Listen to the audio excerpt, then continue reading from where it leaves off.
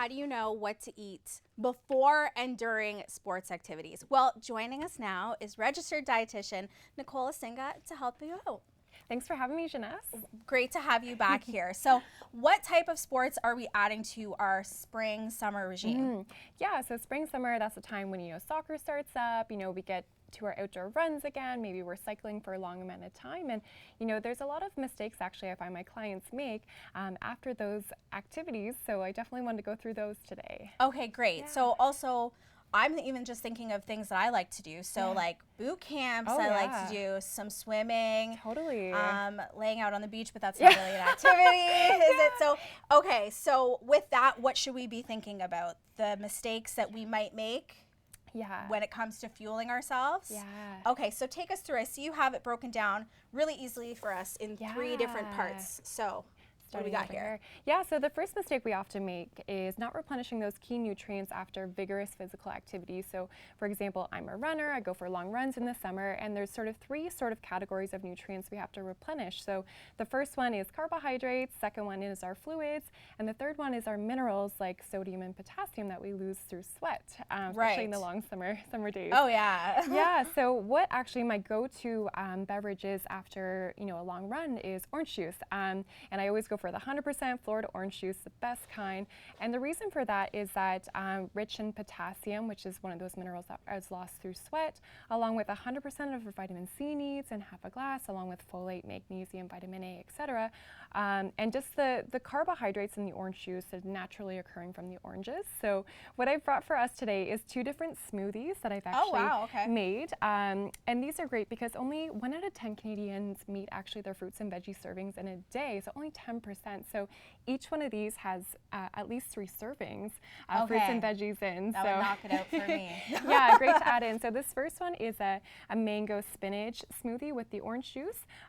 Great for sort of maybe a shorter run, for example. It's a little bit lower in carbohydrates. And then I've also made a higher carbohydrate smoothie with sweet potato.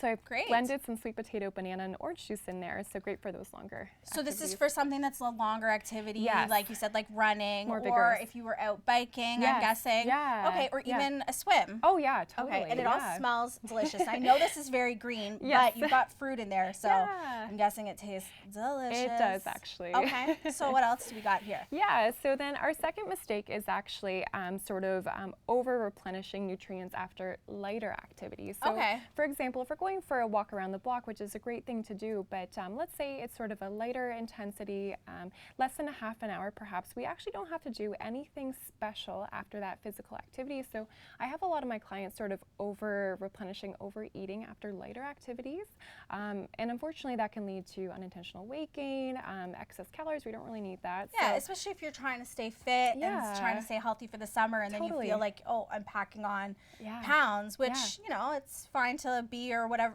be or look however way, but when you're trying to be physically fit, it can hold you back. You can just sort of overdo it. So after that walk around the block, which is great to do, let's say after dinner, for example, all we need is a piece of fruit, maybe some coconut water, some water.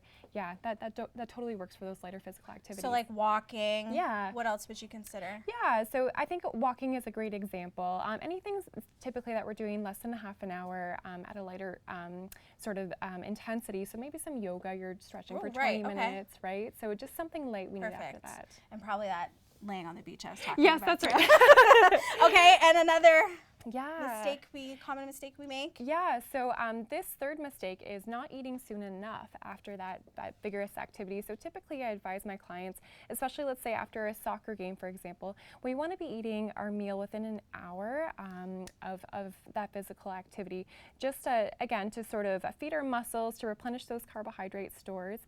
And when I used to play soccer, let's say I would travel to Markham for a game. By the time we get home, we have to sort of make our meal. So it's actually quite a long duration since the game ended. So what I like to go for is sort of quick and easy. I'm all about meal prep, right? So we want to go for our complex carbohydrates. So I have some rice here. I have some good beans for some protein to help our muscles recover. Now, I really like lentils. Could you swap that out for lentils? Totally, that would be great. I love lentils as well. Yeah. And usually the worst part of cooking is, chopping up the veggies. Yes. It takes so much time. So I love these Nourish bowls. They're from Man. So they're literally, you can heat them up. I did it this morning in 3 minutes. Perfect timing. Yeah, when you get home from, let's say, that sport, you can just sort of heat that up in a microwave, mix that together. And this is actually a really great filling meal right here. So oh my goodness, that looks 5 delicious. minutes. And it smells good too, right? Yeah, it smells really, really fragrant. Yeah. Wow. Okay, and so that would be for more, like you said, a soccer game, or would that count for my boot camp class that I like to take? Oh, totally, yeah. So, and then again, the benefit is that we can just get it together in literally 5 minutes or less with your lentils that you love, maybe some rice. So a great combination, really easy meal. Okay, so this is all, yes, very simple, very easy. Yeah. But I kind of find the difficulty in saying, okay, well, what type, how do I know? Yeah. Is it just kind of feeling out your body? Mm-hmm. Yeah, and also maybe to consulting with someone who sort of works a lot with sports nutrition as well, sort of to kind of get your individualized recommendations. Because like I sort of said, a lot of my clients make these mistakes, so we don't always know, okay, what do I need after this physical activity, how much, etc. So yes, listen to your body, but maybe consulting with an expert as well. Right, Yeah. because I mean, I don't know the answers. Yeah. I like to do these activities, but I just don't know. Well, thank you so much. Thanks for having me. No problem. Nicole has more helpful tips for you online at NicoleOsinga.com. Up next, an exciting celebration.